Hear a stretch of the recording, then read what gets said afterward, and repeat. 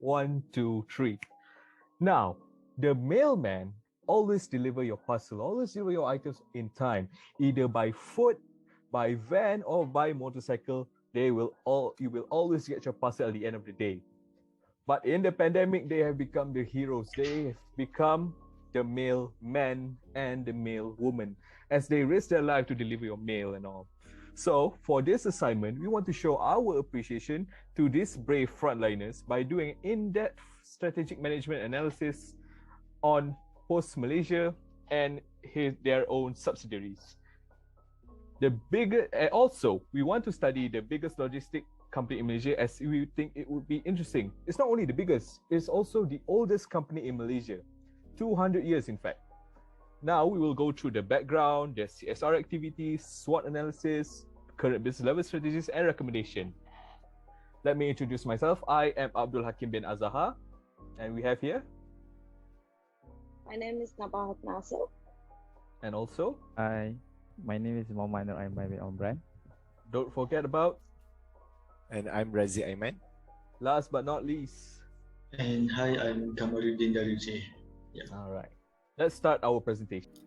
Now, first, let's talk about Pos Malaysia Berhad, their origins. Alright, they were founded in the 19th century in the Strait Settlement of Malacca, Pulau Pinang, and Singapore. In 1957, they were selected by the government to become the Post Service Departmental, and in 1997, they are corporatized as Pos Malaysia Berhad. They continue to evolve until they have built an empire which contains the subsidiaries of Pos Laju, Pos Digicert, Pos Ahranu, and Pos Aviation. All of these are 100% owned by Pos Malaysia. Now let's look at the highlights. The highlights of Pos Malaysia is that they have all of this all over Malaysia. 568 million parcels and mail annually. That's crazy. And revenue is 2.23 billion, and according to my research, 80% of that come from postal and courier service by Pos Laju. Now, Pos Laju plays a big part in Pos Malaysia. They are synonymous with each other, and now Naba will explain about them after this one. Thank you, Hakim. So, as for the background of Pos Laju or Pos Malaysia Berhad, it was introduced in the year 1992 as the most comprehensive mail carriers in Malaysia. They provide postal services such as receiving and dispatching of postal articles, postal financial services, and also the sale of postal stamps. The company mainly operates in three segments, which is mail, couriers, and retail, where mail includes the provision of basic mail services for corporate and individual customers, and courier includes courier solutions to both national and international destinations by sea, air, or land. And the third one is retail, which includes over-the-counter services of payment of bills and other financial products and services. Pos Malaysia is also the first ever courier service to have introduced parcel lockers in Malaysia, which is called Pos Laju Easy Box. And according to Pos Malaysia, or in extension Pos Laju, also has their vision and mission, which includes their vision as connecting Malaysia and beyond for today and tomorrow, and their mission as build and deliver the network of choice. And next part of this presentation will be done by Aiman. Thank you. Thank you so much, Naba. Okay, for my part, I'm going to talk more about the Pos Laju involvement in the social responsibility activities. As a Pos Laju, it actually has been involved in many corporate social responsibility activities. We call it as CSR, right? That cover many aspects to support the Sustainable Development Goals, which is SDG. SDGs were established by UN, United Nations, that promote the Sustainable Development Goals, and the Pos Malaysia actually involved in like the SDG also. The first one is in terms of the good health and well-being. Second one is about the quality education, affordable clean energy, decent work and economic growth, industry and innovation, and infrastructure, sustainable cities and communities, and also the climate actions. So it can be proved in the financial report that um, appear in the Post Malaysia itself. As Post Malaysia, throughout the various iteration of the MCO, they still continue to sort and deliver mails and parcel itself. And going to look further next slide. Okay, the example that Post Malaysia involved the CSR, which is Post Malaysia helped the frontliner to use their own cargo plans, and because we are having the critical time, right? So Post Malaysia came along and helped this frontliner to use their own cargo plans that to use as to flu, we call it as to deliver the PPE, face masks, and also vitamins that having the shortage there in Sabah and Sarawak. And it was successfully delivered about 32,000 PPE sets and 250 K face masks and also 100 K vitamins bottle also. And it was contributed by NGOs such as MRA, we call it as Malaysian Relief Agency, and also IMARET, which is Imam Response and Relief Team. So it was really glad that we saw this NGO helps to help to the frontliner also, right? As you know, our nations is our story also, and Post Malaysia is always there in time of need, right? It serves with pride to support them during the critical time like this. So yeah, next slide I'm going to talk about the Post Laju that responds to the COVID-19 itself. What actually Post Malaysia developed to the Post Laju itself? The first one is to focus on their people itself. They implement the work from home element for all the staff working in support development units. And the second also, Post Malaysia established the contributions to the national efforts, which is Post Laju delivered PPE to the frontliner like before this slide, right?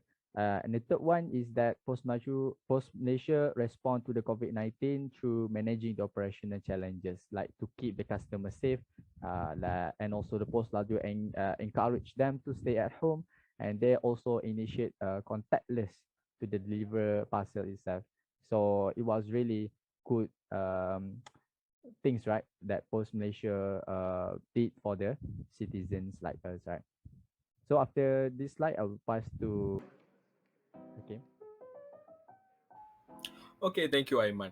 Now moving on to product development. What is product development? Product development is how company improve the quality of the product and services to their customer. Now, in the past, they established a postal service in Malaya, right? So that is a very basic. It's just delivering the mail and all. But in modern day, it has become so much more complex as it is an all-in-one access space where when you come to the Post Malaysia's office, you can have a courier service, postal services, renew your license, renew your road tax. In some areas, there's a banks, and you can even do your zakat in any of those offices. Now, those are the general example. Now, for current and recent example, is where Post Malaysia is adopting to the greener path. They have partnered with Sedania Berhad to become more eco-friendly and reduces energy usage. This is the right step to take, as is not every billion-dollar company is willing to do. So Post Malaysia is setting a good example. It's an exemplary act that must be followed by everyone in order to save the environment and reduces business costs, reduces expenses as they use green energy. Next is about honoring the heroes. They want to show appreciation for the frontliners of Malaysia during the COVID-19 pandemic by immortalizing them in stamp form. Now, who designed this stamp? It's the world famous Red Hong Yi. Red Hong Yi is a respectable artist in Malaysia. This is an effort. These stamps, although nowadays it's declining in quality, maybe they can revive the stamp collecting hobbies in the future. Next will be Naba, who will be talking about unrelated diversification. Okay, so there are many reasons why a company may consider diversification strategies, and these strategies may actually help your business in reducing the risks associated in your business being in just one industry, or maybe it may help you increase your revenue in which you are not possible to earn from your current business products and services. Regardless of any reasons you may have, adopting a diversification strategy is really important or useful for your business. And there are mainly two types of diversification strategies, which is related or unrelated diversification. But today we will only focus on the unrelated diversification strategies of our chosen company, which is Pos Malaysia. And before going into much details on what the adopted unrelated diversification strategies of Pos Malaysia is, let me first briefly explain to you what unrelated diversification really is. Well, it is when your business enters into another or completely unrelated or completely different industry from the current products and services you are offering to the public. Let me give you a very common example. There's a metaphor that goes by don't put all your eggs into one basket.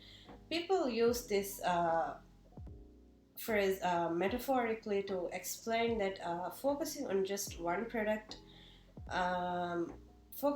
one product portfolio may not bring you enough return to your company, but by having multiple portfolios, an investor can minimize the chances of suffering a huge loss by seeking greater financial stability from those products. Likewise, we found that Pos Malaysia also has their unrelated diversification strategies called the Pos Rahnu and Pos Digiset. In Pos Rahnu, customers are able to mortgage their gold worth at least 5,000 ringgits and get up to 75% of short-term financing under a Sharia compliant system. And according to some news articles that we found, with the introduction of this subsidiary, people had queued up outside the pawn shops to collateralize their gold for short-term investment. And customers are able to get financing with a low safekeeping charge, which is mutually consented by both the parties. This this strategy also enables the customers with storage facilities as well as helping them to calculate zakat for gold. And people actually choosing this strategy as it is completely free from the Islamic prohibitions like riba or garar. And next is Pos Digicert. These days, phishing and scamming activities are on the rise, and people need to be more cautious. And with busy schedules, it is almost impossible to have a look on these types of businesses um, when doing shopping with them or when doing business with them. So the easiest way is to have an easy access to the information regarding these businesses. So Pos Malaysia introduced a subsidiary called Pos Digicert in 1998 for easy access of information. This actually shows that even back then they had scamming businesses during that time as well. And what is Pos Digicert? Well, it is a secured certification establishment which helps mainly the online businesses in disbursement and management of digital certificates. And the authority will be given a legitimate identity to the business, and it would make the customers to detect any fraudulent business through their authenticity. And Pos Digicert has rapidly grown throughout the years and has become the main electronic identity and security service authority in Malaysia. Well, I guess that's all from me. So let me pass to the next presenter for the remaining information regarding Pos Malaysia. Thank you. All right, back to me. Now we're going to be entering the juiciest part, which is about the SWOT analysis: strength, weakness, opportunity, and threat. So, what is SWOT analysis? As you all know, it is an assessment tool used to identify companies' internal strengths and weaknesses, and also the external threat opportunities. This identification can lead to creating new strategies that will help improve the company. With that being said, let's look at the strengths first. First of all, the strength is they have a large user population. Just like mentioned earlier, all over Malaysia, largest postal operator since the beginning. They have the comprehensive distribution means because of the evolution of the company. They also have the weaknesses, bad reputation in media, social media to be exact. When you look at the comment section, there's bound to be some negative comments and it will lead to ruin reputation. Lateness of delivery, this happens a few times. I'm sure you have experienced this. Ineffective app, started from the Google review. They got very low review, 1.5 star if I'm not mistaken. And what are the external opportunities that comes in the way? See, rise of e-commerce. The help of Alibaba Industries, inspired from Alibaba Industries, comes Lazada and Shopee. These two giants are enough to help improve the courier services in Malaysia. Second opportunity is during the pandemic, government allowed them to operate as a company that existed for 200 years. I think they even operated during the war also. Now, what about the threats? Threats is there is the new entrants in Korean market, such as Lala Move and Ninja Van. Threat of substitute, maybe by those two companies mentioned before, they could provide a cheaper alternative. Now, what are the strategies? First strategy, the strengths and opportunity strategy, is where you reorganize and optimize the mail collection and delivery process. And you can improve Pos Malaysia postal services through digitalization of services. Pos Malaysia sometimes does not embrace the reality of situation, which everything needs to be 100% digitalized. Everything must be perfect. Everything must be simple, easy to use. All in computer form, all in digitalized form. What about weakness opportunities? Well, if they have an effective app, they need to improve the app to earn a high approval rating. Also, rise of e-commerce. They're very busy. Sometimes not enough manpower. So what do they need to do? They need to increase the production rate. Now, strengths and threats. Um, Strengths and threats. You have to offer lower prices for the services. You can also adapt similar services strategy, i.e., same-day delivery, such as the Ninja Van strategy and the Lala Move strategy, where they will deliver the service as soon as possible. Next is weakness and threat. So you need to fix the brand name by doing a CSR activity and use new technology such as drones, which it can settle two problems. One, it can settle the new threat. I mean, it wouldn't be cool to have drones as your part of your arsenal to deliver services. Then you'll lead the market for sure. And bad reputation will probably be in a maze. They've turned their mind around. So that's all about SWOT analysis. Now Razik will explain about current business level strategies. Yeah, Assalamualaikum and very good afternoon. I wish you Madam Farhana. My name is Razia Iman and now I'm going to talk about the current business level strategies for Pos Malaysia. Okay, so first of all, what is business level strategy? Okay, a business level strategy can help your company to gain a competitive advantage in the marketplace. They also provide a way to add value to customers by leveraging the company's core competencies.